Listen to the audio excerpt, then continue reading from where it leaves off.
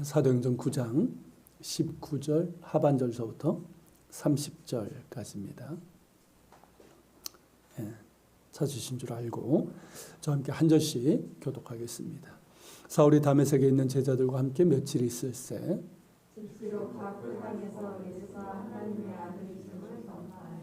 듣는 사람이 다 놀라 말하되 이 사람이 예루살렘에서 이 이름을 부르는 사람을 멸하려던 자가 아니냐. 여기 온 것도 그들을 결박하여 대제사장들에게 끌어가고자 함이 아니냐 하더라.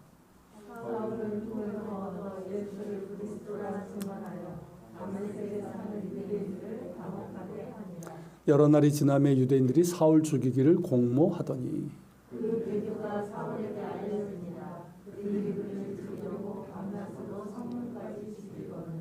그의 제자들이 밤에 사울을 광주리에 담아 성벽에서 달아 내리니라.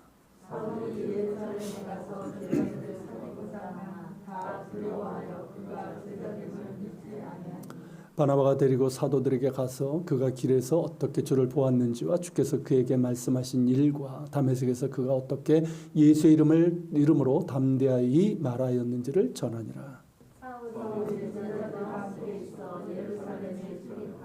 또 주 예수의 이름으로 담대히 말하고 헬라파 유대인들과 함께 말하며 변론하니 그 사람들이 죽이려고 힘쓰거늘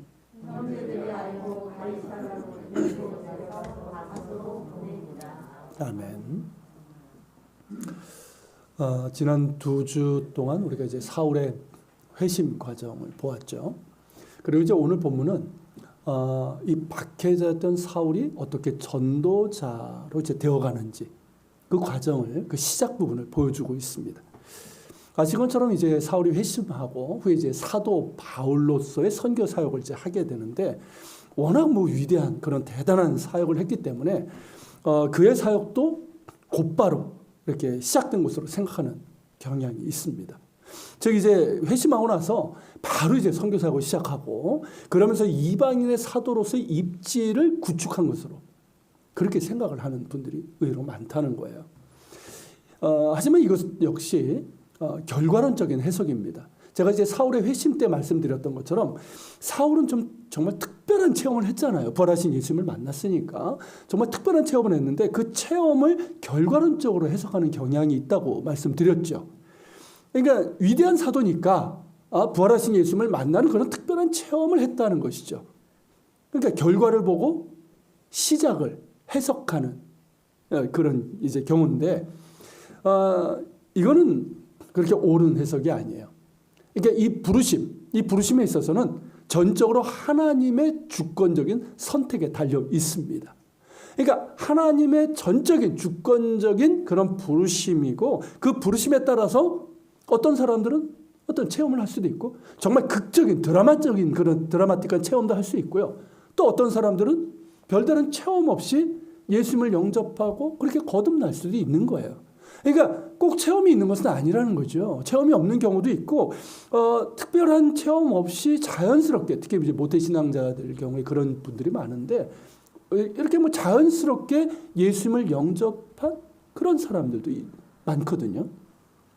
중요한 것은 뭐냐면 부르심의 특별한 체험보다 그 후에 나의 고백이 어떠한가 하는 거예요.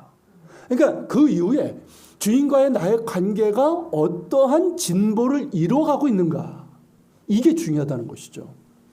자, 부르심 우리 입장에서 뭐라고 합니까? 회심, 영접 이렇게 얘기를 하잖아요. 자, 예수님을 나의 구주로 영접한 이후에 지금 예수님은 나에게 어떤 분이신가 하는 거예요. 정말 예수님이 나의 주인인지 말로는 주님 하잖아요. 그러니까 말로만 고백하는 주님이 아니라 정말 나의 마음의 중심에 예수님이 계신가. 그래서 정말 예수님이 정말 나를 다스리시고 나는 그 다스리심에 순종하는 삶을 살아가고 있는가 하는 거예요. 그렇게 주님과 동행하면서 주님께 순종하는 삶을 살아가고 있는가. 이것이 중요하다는 것이죠. 그러니까 나를 부르신 예수님을 더 알아가고 있고, 그죠? 바울이 말하는 그리스도를 아는 지식 아닙니까? 그렇게 주님을 더 알아가고 있고, 할렐루야. 네. 주님을 이렇게 닮아가는, 그래서 내 인격과 삶이 주님을 닮아가는 이런 신앙의 진보, 신앙의 성숙이 지금 이루어지고 있는가? 이게 중요하다는 거예요. 아무리 특별한 체험이 있으면 뭐합니까? 이것이 없다면? 그 아무것도 의미 없는 거예요. 근데 여러분, 이러면 잘못되기가 쉬워요.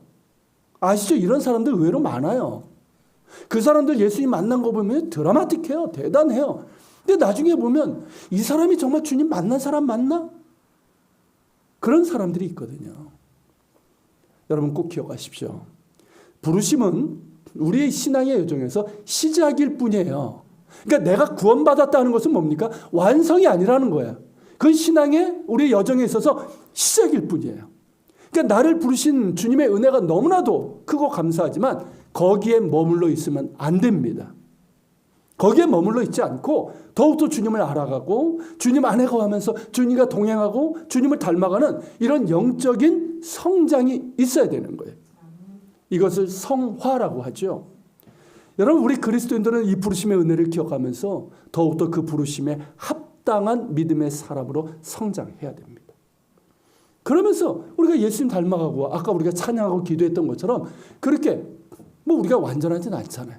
그렇지만 조금씩 예수님을 닮아가면서 작은 예수로 살아가는 정말 이게 거룩 아닙니까? 구별된 거룩한 삶을 살아가게 되는 거예요. 가야 되는 거예요. 이게 중요합니다. 이게 너무나도 중요한 거예요. 한국 교회가 이 구원에 대해서는 굉장히 강조하는데 이 부분이 약했어요. 그러니까 지금 이런 연약한 모습들이 나타나는 거예요. 여러분 부르심 너무나 중요하지만 이것보다 더 중요한 건 뭡니까? 성화예요. 그렇게 우리가 주님을 알아가고 주님을 닮아가면서 그렇게 조금씩 신앙의 진보와 성숙함을 이루는 가운데 장차 누굴 만나게 되는 거예요? 예수님을 만나게 되는 것 아닙니까? 그래서 주님의 품에서 우리가 영화롭게 되는 거예요. 할렐루야. 아멘. 여러분 함께 갑시다. 아멘. 이게 우리가 가야 될 신앙의 여정이에요. 부르심을 은혜를 입은 자답게 바울이 말한 것처럼 부르심의 상을 향하여 그렇게 앞으로 나아갈 수 있는 그런 진보와 성장과 성숙함이 우리 모두에게 있기를 축원하며 소망합니다. 아멘. 사도 바울의 사역도 그런 거예요. 그러니까 바울이 이런 위대한 사역만 보고 그러니까 결과론적으로 해석하면 안 되는 거예요. 처음서부터 그렇게 막 대단한 일을 하고 막 그냥 단번에 이방인의 사도로서의 입지를 딱 구축한 이런 걸로 해석을 하면 안 된다는 거죠. 만약에 여러분 사도 바울에게 우리가 인터뷰하듯이 당신의 그 위대한 선교 사역은 어떻게 시작되었습니까? 라고 묻는다면 바울은 아마 이렇게 얘기할 거예요. 광주리 타고 시작했어요.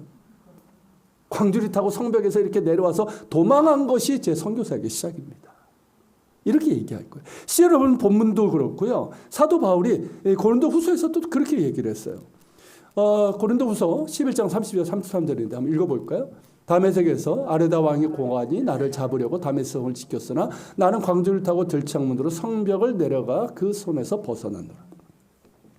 자, 다메섹에 있을 때 유대인들이 이제 자기를 죽이려고 하자. 그리고 이제 그 아레다 왕은 그 아라비아 그쪽을 다스리던 나바티아 왕국의 왕이고요. 그 고관을 이제 뭐라고 이렇게 좀 충동질해서 그렇게 해서 잡으려고 했는데 이걸 이제 사울도 알게 된 거죠. 하지만 이제 성을 지켜버린 거예요. 아예 그냥 죽이려고 못 빠져나가게. 그러니까 어떻게 합니까? 제자들이 광주리에 태워가지고 성벽 이 밖으로 이렇게 내려가지고 그래가지고 도망가게 했다는 거죠. 이것이 바로 바울의 선교 사역의 시작이었던 거예요.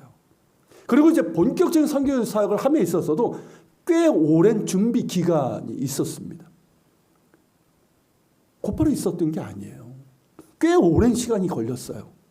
그리고 거기에는 이유가 있었다는 거죠. 주님께서 그렇게 하신 이유가 있다는 거예요. 오늘 이제 그것을 볼 것인데, 자, 사울은 이제 아나니아를 통해서 이제 눈을 뜨게 되고 세례를 받고 이제 성령을 받게 되죠. 그러면서 이제 공식적으로 그리스도인, 예수 믿는 사람이 됐어요. 음식을 먹고 다시 힘을 얻은 가운데 이제 다메섹에 있는 예수 믿는 사람들, 제자들과 이제 며칠을 있게 되죠. 자, 그 며칠 동안 뭘 했을까요? 뭘 했겠습니까? 예수님 얘기를 했겠죠. 당연히. 나를 만나주신 예수님에 대한 이야기를 흥분해서 얘기를 하고, 그리고 다메섹에 있는 제자들도 예수님 얘기를 하는 거예요. 그러면서 내가 만난 그분이 이 사람들이 얘기하는 그분과 같은 분이구나. 이걸 알면서 너무나도 이제 기뻤고, 그러면서 예수님에 대해서 많은 이야기를 정말 몇 날 며칠 동안 그렇게 들은 거예요. 그리고 사울은 즉시로 각 회당에 가서 예수님이 하나님의 아들이심을 전파했습니다. 여러분 20절에서 강조되는 게 뭔지 아십니까? 즉시로라는 이 단어예요. 즉시로. 여러분 이 말에서 무엇이 느껴지십니까? 사울의 종교적인 열심이에요. 물론 이제 구원받은 기쁨으로 가득했으니까 여러분 우리가 이제 구원받은 기쁨이 있으면 막 전하고 싶거든요. 그런 마음이었겠지만 사울에게는 기본적으로 이 종교적인 열심이 있었던 거죠. 빌립보서 3장 5절 6절에서 이렇게 말합니다. 같이 읽겠습니다. 나는 8일 만에 할례를 받고 이스라엘 족속이요 베냐민 지파요 히브리인 중에 히브리인이요 율법으로는 바리새인이요 열심으로는 교회를 박해하고 율법의 의로는 흠이 없는 자라. 또 갈라디아서 1장 13절 14절에서도 그 얘기를 해요. 읽겠습니다. 내가 이전에 유대교에 있을 때에 행한 일을 너희가 들었거니 하나님의 교회를 심히 박해하여 멸하고 내가 내 동족 중 여러 영겁자보다 유대교를 지나치게 믿어 내 조상의 전통에 대하여 더욱 열심히 있었으나. 자, 빌립보서에서 뭐라고 얘기해요? 내가 굉장히 열심히 했는데 나는 율법에 흠이 없는 자였다는 거예요. 여러분 이런 말 하기가 쉬울까요? 난 율법에 흠이 없는 자야. 이거 쉬운 말이 아니거든요. 근데 바울은 실제로 그랬다는 거죠. 그러니까 자기는 다른 사람들보다 유대교를 지나치게 믿어요. 굉장히 열심히 믿었고요. 내 조상의 전통. 그러니까 이제 유대교의 전통이죠. 바리새인들의 그 전통이에요. 그 전통에 정말 열심히 있었다는 거예요. 그러니까 그래서 이제 율법의 의로는 나는 정말 율법을 너무 정말 열심히 지켜가지고 흠이 없는 자처럼 되었다는 거예요. 여러분 뭘 보여주고 있습니까? 아주 열정적인 종교적 열심을 갖고 있었고, 그러니까 종교적인 완벽주의를 추구했다는 거죠. 그러니까 성격적으로도 이 사도 바울은 완벽주의적인 성격을 갖고 있었던 사람이에요. 여러분 이런 사람은 허물을 못 견뎌요. 그렇죠? 이 완벽주의적인 성격을 갖고 있는 사람은 자기에 대해서도 이렇게 관대하지는 못하고 다른 사람한테도 관대하지 못해요. 우리 그리스도인들은 좀 이렇게 좀 여유로울 좀 필요가 있어요. 맞죠? 네. 본인도 피곤하고 상대방도 피곤한 거예요. 근데 어쨌든 이제 바울은 그런 사람이었어요. 굉장히 완벽적이고 종교적으로도 완벽주의를 추구했던 사람이에요. 그러니까 이 사울의 열심은 누구를 위한 것이었습니까? 결국 자기를 위한 것이었어요. 그러니까 하나님을 위한 열심이라고 하지만 실상은 뭐예요? 자신을 위한 거예요. 그러니까 이 완벽주의 성격 때문이기도 했지만 이런 유의 사람들에게 중요한 것은 뭐냐면 자신의 믿음이지 하나님을 아는 것이나 하나님과의 올바른 관계가 아닙니다. 그러니까 내 믿음이 없고 내가 잘 믿고 있다는 것을 입증하는 게 중요한 거예요. 그러니까 나의 믿음이 드러나고 인정받는 것이 중요해요. 그래서 열심히 하는 거예요. 이게 바로 종교적 열심이에요. 여러분 이런 류의 사람들 위험합니다. 열심인데 종교적 열심이에요. 하나님을 위한 열심 같은데 실상은 자신을 위한 열심이에요. 나를 드러내고 나의 믿음을 입증하기 위한 열심인 거죠. 여러분 사울이 이 열심을 가지고 뭘 했습니까? 뭔 짓을 했어요? 교회를 박해하고 사람을 죽이는 일을 했단 말이에요. 예수 믿는 사람들 잡아 죽이는 것이 하나님을 위한 열심이라고 그렇게 생각을 했던 거죠. 아주 위험한 거예요. 여러분 이슬람 근본주의도 이와 비슷한 종교적 열심을 갖고 있어요. 자, 이 사람들요 테러하잖아요. 그게 자신들의 믿음을 입증하기 위해서요. 이교도들을 그렇게 죽이는 것이 자신들이 믿는 알라에 대한 충성이라고 믿고 있거든요. 그러니까 양심의 가치가 없어요. 죄책감 그런 거 없어요. 무거운 사람들을 그렇게 죽이고 나서도 아무런 죄책감 없이 알라를 찬양한단 말이죠. 이렇듯 방향을 잃은 종교적인 열심은 굉장히 위험합니다. 광신적인 열심이 될 수 있는 거예요. 이건 우리도 마찬가지예요. 물론 우리가 그런 광신적인 그런 이제 열심까지는 안 되겠지만 방향을 잃은 종교적 열심에 빠질 수 있어요. 지금 한국교회 보면 이런 분들 의외로 많아요. 왜 그런지 모르겠어요. 여러분 이런 종교적인 열심에 빠질 수 있는 사람이 사실 누군지 아십니까? 저 같은 목사예요, 사실은. 지금 한국의 목사들 가운데 참 그런 분들이 지금 자꾸 나타나가지고 참 위험한 거예요. 평신도들 가운데 누굴까요? 장로, 권사, 안수집사 같은 중직자들, 그리고 서리집사들 가운데도 열심히 이렇게 하시는 분들이에요. 다 그런 건 아니지만 이런 위험이 있다는 거죠. 이런 분들 보면 열심히 해요. 교회도 열심히 다니고 봉사도 열심히 하고 전도도 열심히 하고 선교도 다 열심히 해요. 나름대로 성과도 있고 때로는 눈에 띌 만한 어떤 그런 이제 뭐 일도 합니다. 사람들이 칭찬받죠. 훌륭한 목회자라고, 훌륭한 성도라고 말입니다. 그런데 누구를 위해서? 뭘 위해서? 나의 믿음을 입증하기 위해서. 내가 이런 사람이야. 나를 드러내고 나의 믿음을 드러내기 위해서 하는 경우가 있더라는 것이죠. 정작 하나님을 아는 데는 별 관심이 없어요. 맨날 하나님 얘기를 하고 뭐 예수 얘기를 하는데 정작 예수님과 정말 친밀하고 예수님과 깊은 관계를 맺고 예수님을 닮아가는 그런 데는 별 관심도 없고 노력도 안 해요. 뭔가 열심히 하는데 거기에 예수님이 없다는 거죠. 거기에 예수가 없다는 거예요. 주님을 말하고 주님이 하셨다라고 얘기하는데 그 중심에 누가 있어요? 내가 있다는 거예요. 내가. 예수님이 아니라. 이것이 바로 종교적 열심입니다. 정말 주의해야 됩니다. 열심히 해가지고 신앙생활 하는 것은 굉장히 좋은 거예요. 그죠? 이게 게으른 것보다 열심을 가지고, 성경도 그렇잖아요. 열심을 가지고 주를 섬기라 말씀하고 있어요. 열심히 섬겨야 돼요. 그런데 문제는 무엇을 위한 열심인가? 누구를 위한 열심인가 하는 거예요.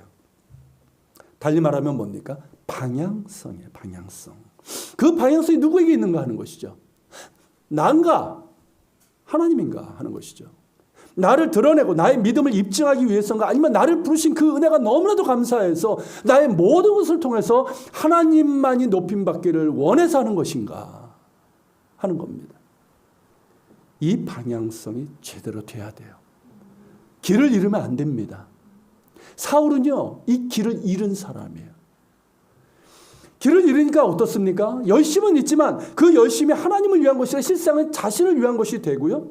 그리고 자기의 믿음을 입증하기 위한 열심이 되고 만 거죠. 그러니까 어떻습니까? 그 열심을 가지고 사람을 죽이는 거예요. 스데반이 죽는 거 당연하게 여겼고 교회를 박해하고 예수 믿는 사람들 잡아 죽이는데 그렇게 혈안이 되어 있었던 거죠. 그런데 그가 어떻게 바뀌었습니까? 사람을 살리는 사람이 된 거예요. 할렐루야. 교회를 세우는 자가 되었고 생명을 살리는 자가 된 거예요. 길을 찾은 거죠. 이것이 어떻게 가능했을까요? 예수님을 만남으로 가능해진 겁니다. 살아계신 주님을 인격적으로 만나고 나니 길을 찾은 거예요. 이건 우리도 마찬가지예요. 예수님을 인격적으로 만나야 됩니다. 한 번 만나는 걸로 아니고요. 날마다 만나셔야 됩니다. 언제나 주님과의 사귐이 있어야 되는 거예요. 그래야지 길을 잃지 않아요. 자, 그전까지 사울은요, 열심은 있었지만 하나님과의 인격적인 만남이 없었어요. 그러니까 종교적인 열심이 되고 만 거죠. 하지만 부활하신 예수님을 만나고 나니까 모든 것이 달라진 거예요. 부활하신 예수님을 통해서 살아계신 하나님을 만났어요. 나는 내가 박해하는 예수라 하시는 이 말씀에서 자기를 용서하시고 사랑하시는 하나님을 만난 거예요. 십자가에 달려 죽으시고 부활하신 예수님 안에서 죄인을 용서하시고 사랑하시는 하나님을 만났어요. 그 사랑이 그를 변화시켰습니다. 그 은혜가 그를 변화시킨 거예요. 이제 그는 교회를 박해하는 자가 아니라 교회를 세우는 자가 되었습니다. 그 열심으로 사람을 죽이는 자가 아니라 사람을 살리는 자가 되었어요. 길을 찾았어요. 그런 가운데 바울은 즉시로 회당에 가서 예수님이 하나님의 아들이심을 전합니다. 여러분, 예수님이 하나님의 아들이라고 하면요, 이게 뭐냐면 나중에 더 자세하게 얘기했지만 예수님이 하나님의 또 다른 자아임을 얘기하는 거예요. 이슬람에서 얘기하는 하나님이 어떻게 아들을 낳냐, 그런 단순한 차원이 아니에요. 그러니까 예수님이 곧 하나님이시라는 거예요. 이사야를 통해서 말씀하신 것처럼 자기 백성을 구원하시기 위해서 하나님이 친히 사람이 되어서 오시겠다고 하셨잖아요. 그 약속이 이루어진 거예요. 그렇게 하나님의 형상이 나타난 분이, 그러니까 예수님은 인간의 형상을 입은 하나님이신 거죠. 그렇게 죄인을 구원하실 수 있는 거예요. 사람이 어떻게 사람을 구원할 수 있습니까? 죄인이 죄인을 어떻게 구원을 해요? 하나님이시게 구원할 수 있는 거예요.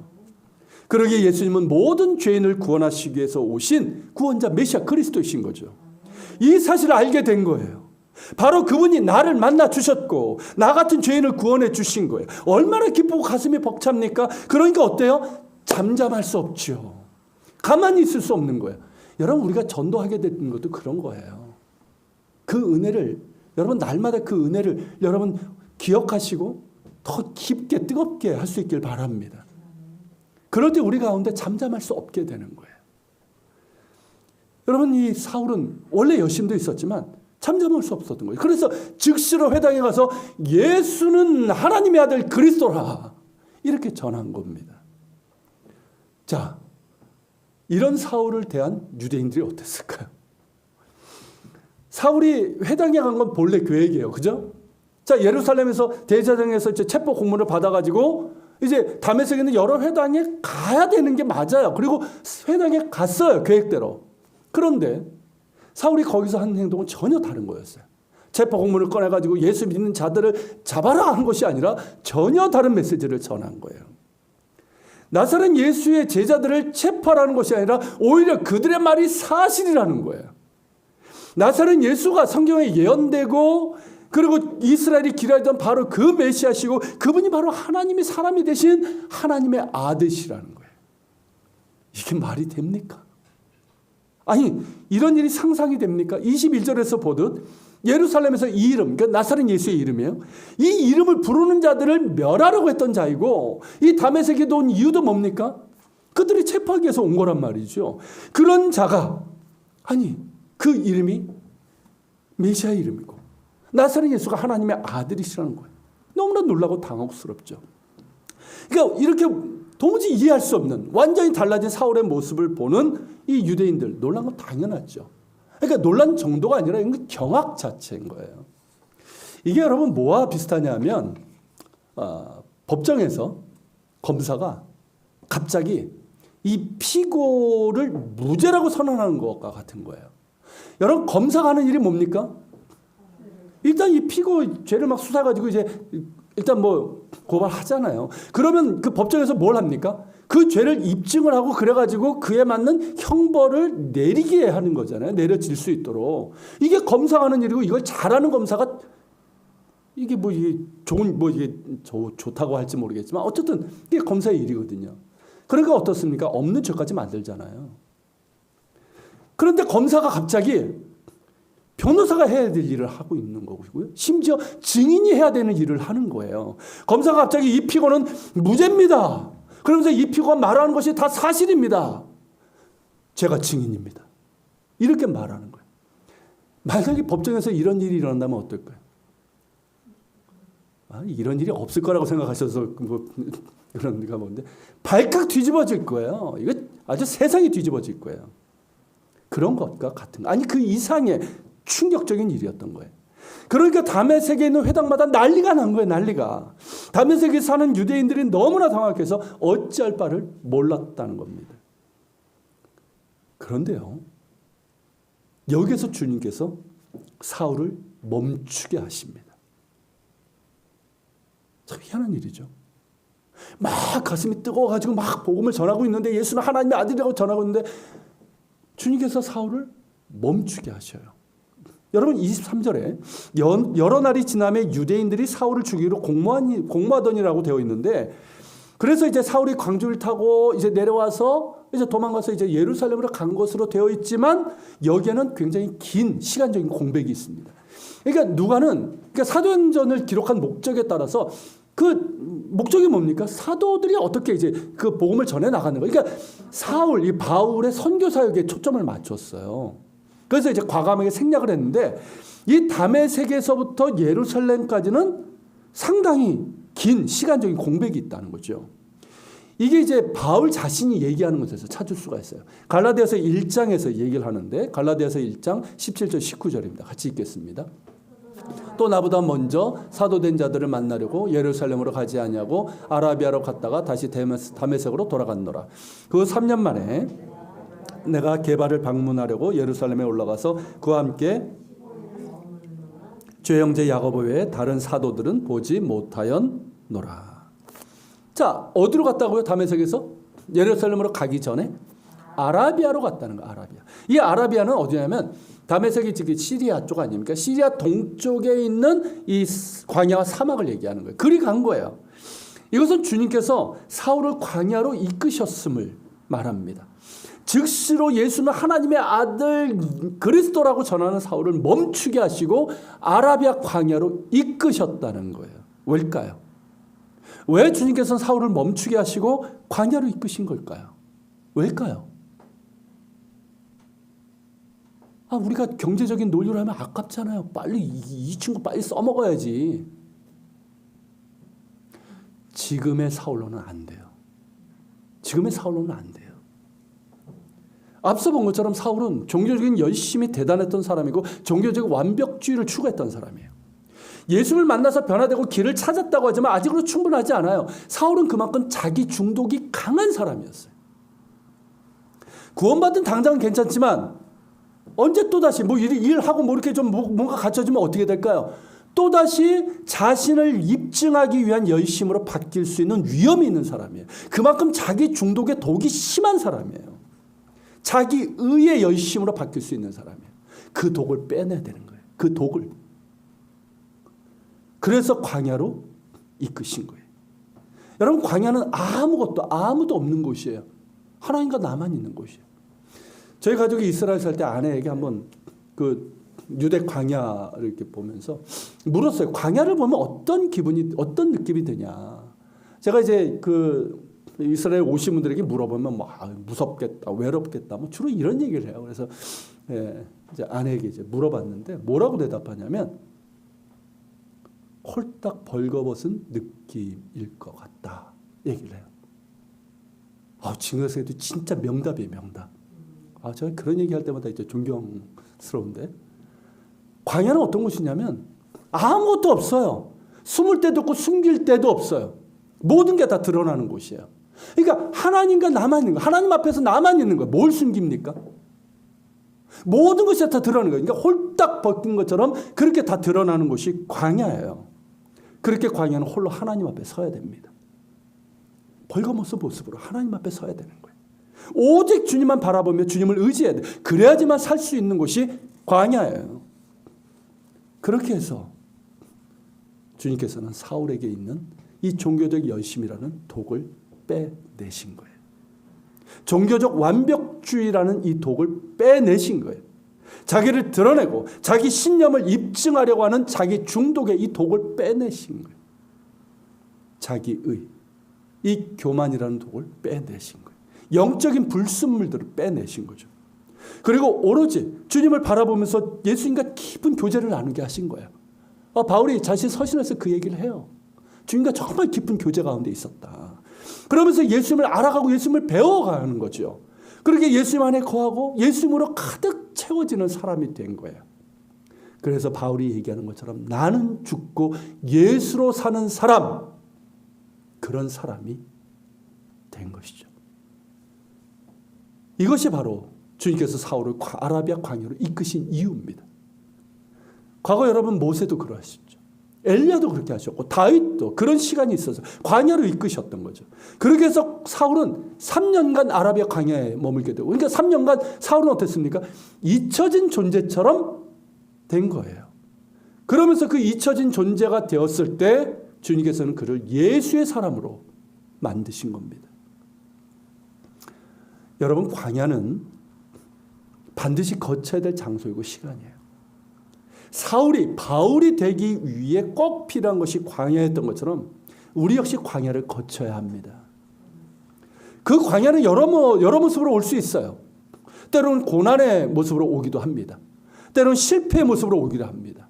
때로는 고독이라는 그런 모습으로 오기도 합니다. 때로는 말씀과 기도 가운데 주님을 만나는 모습으로 오기도 해요. 그냥 큰 일은 없지만 정말 주님과 1대1로 만나야 되는 그런 시간으로 오기도 한단 말이죠. 어떤 모습으로 오든 광야는 나의 거짓된 모든 것을 벗어버리고 오직 주님 앞에 서야 됩니다. 정말 홀딱 벗은 것처럼 주님 앞에 서야 되는 거예요. 주님 앞에 홀로 서서 주님과 깊은 관계를 통해서 영적인 불순물들을 빼내야 됩니다. 저는 주님 보실 때 합당하지 못한 것들이 있잖아요. 빼내야 돼요. 내 안에 있는 이 종교적인 열심들, 자기의 교만이라는 이 독을 빼내야 되는 거예요. 그래서 예수로 채워져야 되는 거예요. 예수로. 세상에 헛된 욕망 이런 것들이 있다면 이런 것들도 다 빼내줘야 되는 거예요. 그래서 예수로 채워져야 되는 거예요. 나의 모든 것을 통해서 예수님이 드러나고 예수님이 높임받기를 원하는 그런 사람, 바울이 말한 것처럼 나는 죽고 예수로 사는 그런 사람이 되어야 되는 거예요. 이게 광야의 시간이에요. 이 광야를 반드시 거쳐야 됩니다. 반드시 거쳐야 돼요. 그리고 여러분 잘 통과할 수 있길 바랍니다. 광야에서 주님을 깊이 만나고 예수의 사람으로 거듭나게 축복합니다. 그렇게 사울은 아라비아 광야에서 3년의 시간을 통해서 영적인 불순물들이 빠지고 온전히 주님의 것이 되었습니다. 그리고 다메섹으로 돌아왔어요. 돌아와서도 어땠을까요? 예수님이 하나님의 아들이시 그리스도이심을 전한 거죠. 그러니까 유대인들이 가만히 있습니까? 아니 예전에도 그랬는데 또 와서 그러니까 어떻습니까? 이번엔 이 인간 가만히 안 두겠다. 죽이려고 작당을 한 거예요. 그래가지고 이제 그 고관, 나바티아 왕국의 그 고관을 이제 충동질해가지고 이제 죽이려고 한 거죠. 그래서 밤낮으로 성문까지 지켜서 못 빠져나가게. 이게 이제 사울의 제자들, 이미 이제 자기 제자들이 생긴 거예요. 몰래 밤에 한밤중에 광주리에 담아가지고 몰래 이제 성 밖으로 내려가지고 도망가게 한 거죠. 여러분 이것만 봐도요 예전의 사울이 아니에요. 예전에 사울 같았으면 어땠을까요? 자기 의로 가득하고 혈기 등등했던 사람이었어요. 아니 모냥 빠지게 광주리가 뭡니까? 안 그래요? 눈엔 눈, 이에는 이 하면서 한번 해보자 하면서 싸웠을 거예요. 그런데 그렇게 하지 않습니다. 그렇게 해서는 주님의 뜻을 이룰 수 없는 거예요. 그런 까닭에 사울은 광주를 타고 성 밖을 나온 겁니다. 힘이 빠진 거죠. 광야에서 그의 힘이 빠진 거예요. 여러분 힘이 빠져야 돼요. 힘이 빠져야지 주님께서 쓰실 수 있는 거예요. 하나님의 이끄심에 순종하는 사람이 된 것이요. 그리고 15절 16절에서 주님께서 뭐라고 말씀하십니까? 이 사람은 내 이름을 위하여 많은 고난을 받을 것이라고 말씀하셨거든요. 사울은 그걸 기억했을 거예요. 그래서 여러분 광야가 중요한 거예요. 광야는 여러분 고난의 자리입니다. 이 광야를 거쳐야지 주님 제가 십자가를 지고 주의 고난을 감당하게 하옵소서라고 기도하지, 광야를 거치지 않은 사람은 뭐만 기도합니까? 주님 이 십자가 피하게 해주십시오. 이 고난을 피하게 해주십시오. 이 기도밖에 안 하는 거예요. 그래서 광야가 중요한 거예요. 광야 시간을 거친 사울은 이제 주님을 위해서 십자가를 지고 고난의 길을 갈 수 있게 된 겁니다. 자, 다메섹을 빠져나온 이 사울은 예루살렘으로 가죠. 이제 제자들을 만나서 그들과 교제하기를 원합니다. 그런데 아무도 환영하지 않는 거예요. 누가 환영을 하겠습니까? 아니 3년이 지났다고 하지만 3년 전에 이 인간이 도대체 어떤 인간인지 알잖아요. 사울이 어떤 인간이고 어떤 짓을 했는지 다 안단 말이죠. 그러니까 아무도 그에게 다가서 자꾸 문을 열지 않습니다. 난감하죠. 나는 예수님을 만났고 그래서 나도 예수님의 제자가 되었다고 말해도 믿질 않습니다. 참으로 난감한 일이 아닐 수 없었어요. 그런데 그런 사울에게 손을 내민 사람이 있었어요. 누굽니까? 바나바예요. 바나바가 사울의 변호인이 되고 그의 후원자가 된 거예요. 사울을 사도들에게 데리고 가서 그가 어떻게 주님을 만났고 주님께서 그에게 하신 말씀과 또 다메섹에서 그가 어떻게 예수의 이름을 전했는지를 다 말한 거예요. 여러분 바나바는 어떤 사람입니까? 우리가 앞장에서 본 것처럼 이 예루살렘의 리더 중에 한 사람이었잖아요. 그러니까 교인들에게 그의 신앙과 인품으로 인해서 존경을 받는 사람이었단 말이죠. 바나바의 이름 뜻이 위로의 아들 아닙니까? 그 이름에 맞게 정말 연약한 자들 이런 사람들을 위로하고 친절했던 사람이에요. 그런 그가 사울의 변호인이 되고 후원자가 된 거예요. 그러니까 어때요? 믿을 수 있는 거예요. 사도들도 성도들도 믿을 수 있게 된 거죠. 참으로 훌륭한 사람이죠. 비난받을 수 있고 오해받을 수 있는 일이에요. 그런데 사울의 변호를 하고 후원자가 된 겁니다. 이게 성령 충만한 사람 아닙니까? 그죠? 예수 충만한 사람의 모습이잖아요. 하나님께서는 그렇게 때에 맞게 사람들을 예비하셨습니다.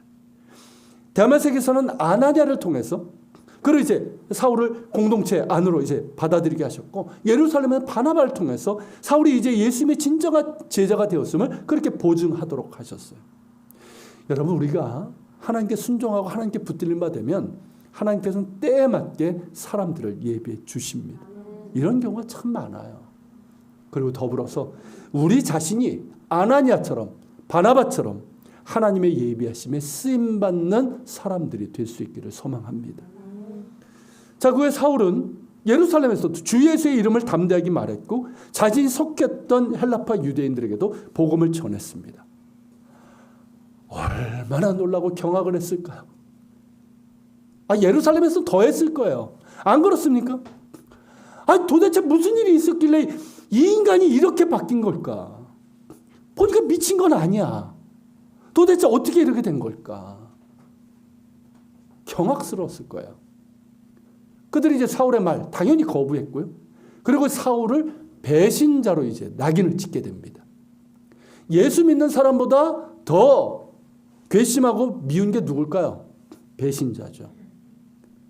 여러분, 지금 보수적인 유대교에서는 여전히 바울을 배신자로 그렇게 얘기를 합니다. 그러니까 사울을 이제 죽이려고 이제 한 거죠. 이를 이제 성도들이 알고 사울을 이제 지중해변에 있는 항구 도시 가이사라로 이제 보내서 배를 타고 그에서 고향 길리기아 다소로 보내게 됩니다. 근데 여러분, 여기서도 한번 생각해 보세요. 왜 다소일까요? 사울은요, 다소에 가서 7년에서 8년여를 머물게 됩니다. 다시 잊혀진 사람처럼 되게 된 거예요. 자, 아라비아에서 3년을 포함하면 몇 년입니까? 10년이에요. 10년이라는 시간 동안 주님께서는 사울을 멈추게 하셨고 잊혀진 사람으로 만드셨어요. 왜일까요? 다소는 오래된 도시입니다. 그래서 로마 통치하에서도 정말 중요한 도시였고 문화의 중심지였어요. 그러니까 아테네나 알렉산드리아만큼은 아니지만 뭐 철학자들이 많았고 철학, 수사학, 뭐 헬라의 그런 많은 그런 이제 학문들, 문화들이 있잖아요. 그런 이제 중심지였단 말이죠. 많은 학교들이 있었고, 그러니까 헬레니즘 문화의 중심지였단 말이죠. 또한 다소는요, 그 주변에 그 넓은 이제 그 초원이 있어가지고 양떼를 많이 키워요. 그래서 양털로 만든 이제 제품들이 있잖아요. 그리고 특별히 양털로 만든 이 카페트, 텐트, 이런 걸로 유명한 곳이에요. 이제 조금 좀 감이 잡히십니까? 사울은 길리기아 다소 출신이지만 아버지가 어렸을 때 예루살렘으로 유학을 보냈어요. 그래서 예루살렘에서 당대의 최고의 랍비인 가말리엘 문화에서 율법을 배웠단 말이죠. 그러니까 율법에는 정말 정통했지만 헬레니즘에 대해서는 잘 몰라요. 다소에 대해서 잘 몰라요. 이제 다시 다소로 돌아가게 됩니다. 거기에서 뭘 접합니까? 헬레니즘 문화를 본격적으로 접하게 되는 거예요. 헬라 철학자들과 토론도 했겠죠. 거기서도 복음을 전했을 거 아니에요. 헬라 철학자들과 토론을 합니다. 그러면서 이 그리스도의 복음을 이 헬라인들, 이방인들에게 어떻게 전해야 되는지 바울이 그 얘기를 하잖아요. 유대인들에겐 유대인에게, 유대인처럼, 헬라인들에겐 헬라인처럼 내가 대했다고. 그 비결을 알게 된 거예요. 터득하게 된 거예요. 그리고 양털로 텐트를 만드는 일을 배웠습니다. 그래서 사울은 뭐가 되죠? 텐트 메이커가 되죠. 그래서 자비량으로 선교 사역을 감당할 수 있게 된 거예요. 지금도 여러분 자비량 선교사를 뭐라고 얘기합니까? 텐트 메이커라고 하잖아요. 여기서 나온 말이에요. 참으로 놀랍지 않습니까? 사울은 그렇게 다소에서도 하나님의 그릇으로 만들어져 갔어요. 히브리인 중에 히브리인이요, 율법에 능한 자였던 그를 헬레니즘에도 정통한 자로 만드시고 텐트 메이커가 되게 하셔서 선교의 개척자잖아요. 누가 돕습니까? 그 당시에. 스스로 모든 걸 해결해야 돼요. 그러니까 선교의 개척자가 되게 하신 거예요. 유대인으로서는 드물게 로마 시민권을 가진 자였기 때문에 로마 제국 어디에도 자유롭게 갈 수 있는 사람이었어요. 나중에 보겠지만 하나님께서는 이 바울을 소아시아 지역과 그리고 유럽 선교에 사용을 하셨습니다. 그의 모든 것을 준비하신 거죠. 그러니까 이 바울의 인생 전체가 하나님의 교회 안에 있었던 겁니다. 그리고 무엇보다 또다시 잊혀진 존재가 되게 하심으로 사울을 바울로 만드셨어요. 그는 잊혀진 존재가 되어야 합니다. 그래야지만 주님을 위해서 온전히 쓰임받을 수 있는 거예요. 저는 이 사울이 박해자에서 전도자로 되는 과정을 보면서 하나님의 일은 우리가 무언가 대단한 일을 하는 것이 아니라는 것을 다시 한번 깨닫게 됩니다. 우리는 하나님의 일이라고 하면 되게 뭘 생각합니까? 무언가 큰 일, 어떤 프로젝트, 그죠? 어떤 사업, 이런 걸 얘기를 합니다. 그러면서 뭐 나름대로 성과도 내고 건물도 세우고 뭐 그런 일들을 생각하지만 하나님의 일의 중심, 핵심은 뭐냐면 사람을 세우는 일이에요. 사람을 세우는 것이고 사람이 바뀌는 것이에요. 그것 때문에 사울을 2번 멈추게 하신 것이고 그를 잊혀진 존재로 만드신 겁니다. 아라비아 광야에서 그리고 다소에서 그를 바울로 만들어 가신 거죠. 자기 의로 가득하고 종교적인 열심을 내던 사울을 예수로 가득한 사람으로 만드시고 나는 죽고 예수로 사는 사람으로 만들어 가셨습니다. 오로지 주님만 바라볼 수 있는 사람, 부르심을 상을 향해서 달려갈 수 있는 사람, 사나 죽으나 나는 주의 것이며 그래서 나를 통해서 예수님만 드러나고 예수의 이름만이 높아지기를 구하는 그런 사람으로 만들어 가신 겁니다. 그렇게 사울이 바울이 되었을 때 비로소 하나님의 일이 시작이 된 거예요. 사울이 바울로 바뀌는 것 자체가 뭡니까? 하나님의 일인 거예요. 우리 역시 그러합니다. 우리가 하나님을 위해서 무언가를 하죠. 하나님의 일을 해야 됩니다. 하나님 나라를 위해서 일해야 됩니다. 이게 우리 집의 부르심의 이유 중에 하나예요. 하지만 그 첫째가 뭐냐면 우리가 예수의 사람이 되는 거예요. 예수의 사람이 되는 거예요. 사울이 바울로 변화된 것처럼 우리도 예수의 사람, 예수로 가득한 사람이 돼야 되는 거예요. 예수 믿으면 뭐합니까? 여전히 내가 가득하고 세상의 것들로 가득한데 그러고 어떻게 하나님의 일을 할 수 있겠어요? 어떻게 쓰임받기를 원할 수 있겠습니까? 예수의 사람이 돼야 돼요. 그냥 예수 믿는다 하는 것이 아니라 진짜 예수의 사람이 돼야 돼요. 예수로 가득한 사람이 돼야 되는 거예요. 나는 죽고 예수로 사는 사람이 돼야 됩니다.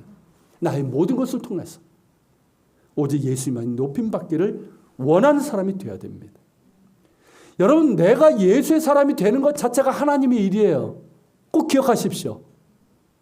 내가 꼭 무엇을 해야지만 하나님의 일을 하는 것이 아니라 내가 예수의 사람이 되는 것, 이게 하나님의 일이라는 말이죠. 여러분, 하나님께 쓰임받기를 원하십니까? 하나님 나라의 도구가 되기를 원하십니까? 여러분, 당연히 그렇게 되기를 사모하셔야 돼요. 그렇다면 예수의 사람 되기를 구하셔야 됩니다. 주님 바라보면서 주님께 여러분 자신을 내어놓고 맡기십시오. 나를 주님의 사람으로 만들어 주시기를 구하면서 순종하십시오. 여러분, 사울을 바울로 만드신 주님께서 우리에게도 동일한 은혜를 베푸시는 분이에요. 저도 이 말씀을 준비하면서 제 인생을 돌아봤는데 저의 인생은 그거예요. 제가 예전에 그 동해안 바닷가에 있는 기도원에서 이렇게 기도했을 때 그런 곳이 하나 있습니다. 밤에 이제 몰래 이제 그 철책 쳐져 있잖아요. 나가면 안 되는데 나갔어요. 그래서 이제 바위에 딱 앉아 있는데 그 이쪽 면은 굉장히 모나 있는데 파도를 받는 부분은 이렇게 둥글둥글한 거예요. 근데 그 모습을 보면서 제 모습이 보이는 거예요. 제가 굉장히 모난 사람이에요. 근데 그 파도가 와서 계속해서 그걸 깎아내면서 그렇게 동글동글하게 만들지 않습니까? 아, 주님께서 나를 그렇게 만들어 가시는구나. 그때 참 깨달으면서 은혜를 받았는데 주님께서는 그 은혜를 우리에게 베푸십니다. 아십니까, 여러분?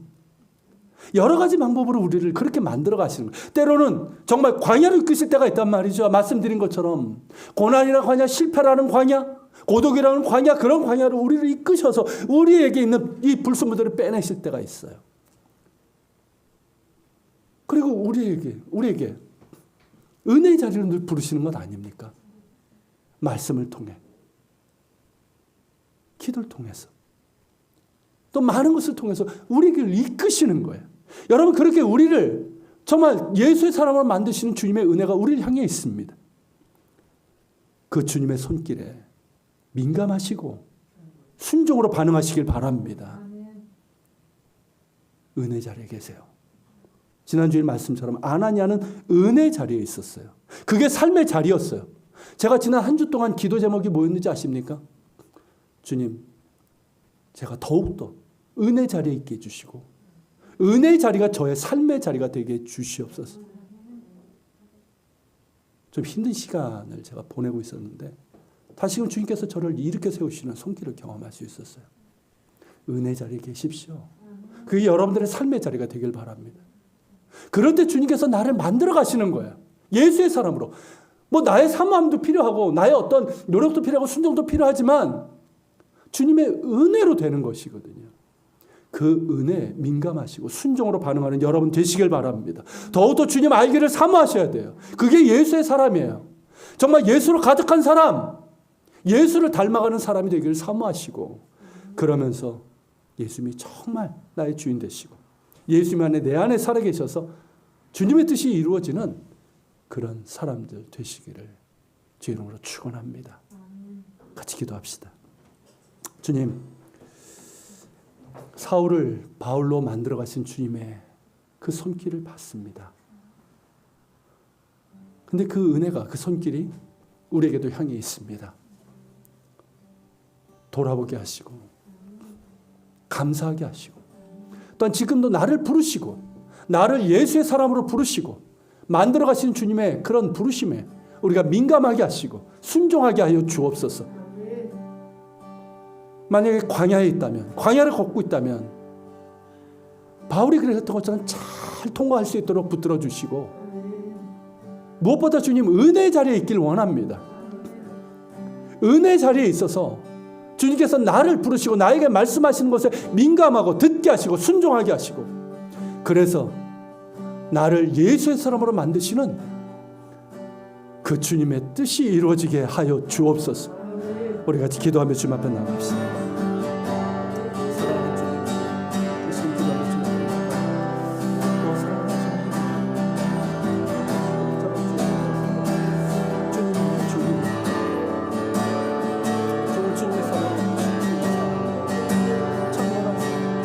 그렇게 가르치시며 만들어 가시는 주님, 주님, 북한의 속에서 그 속에서 정을 불러주시고 정신 만들어가서 여전히 하나님 빠져야 될 영적 불순물들이 많습니다. 은혜 자리에 있길 원합니다. 그 은혜 자리에 있어서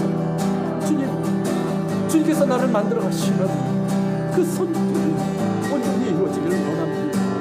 주님 인도하여 주시옵소서. 광야를 통하고 있는 일을 잘 통하게 하시고 주님 모두가 은혜 자리에 있어서 주님 그렇게 은혜 자리가 되셔서 주여 도와주시기를 원합니다.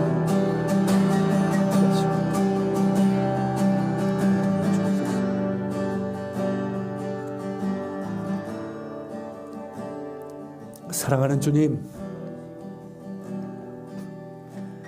종교적인 열심과 종교적인 완벽주의, 자기 의라는 그 도로 가득했던 사울을 예수로 가득한 사람, 나는 죽고 예수로 사는 사람, 사나 죽으나 나는 주의 것이고 나의 모든 것을 통해 예수의 이름만 높임받기를 원하는 사람으로 만드신 주님, 그 은혜가 우리를 향해 있음에, 나를 향해 있음에 감사를 드립니다. 내 삶을 돌아보니 그러한 주님의 손길이 너무나도 선명합니다. 나를 만들어 가시는 주님의 손길이 분명합니다. 우리 가운데 광야의 길을 걷고 있는 이들도 있습니다. 힘듭니다. 그러나 주님, 그곳에서 주님이 함께 하심을 기억하면서 잘 통과하게 하여 주시옵소서.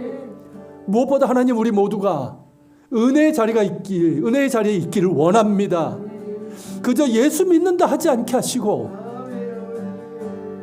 예수님이 정말 나의 주인 되시고 정말 예수로 가득한 사람, 나는 죽고 예수로 사는 사람, 내 모든 것을 통해서 예수님이 높임받기를 원하는 그런 사람이 되길 위하여 은혜의 자리에 있게 하여 주옵소서. 은혜의 자리가 나의 삶의 자리가 되길 원합니다. 그래서 나를 만들어 가시는 주님의 손길에 나를 기꺼이 맡겨드릴 수 있고 기쁨으로 순종하며 따를 수 있는 우리가 되게 하여 주시옵소서. 올해를 만들어 가신 은혜에 감사드리며 또 하나님 오늘 예물을 드립니다. 10의 1조를 드립니다. 감사의 예물을 드리고 주일의 예물, 선교의 예물을 드립니다.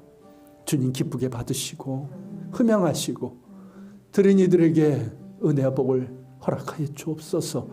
이것이 쓰여지는 것마다 주의 영광이 드러나길 원합니다.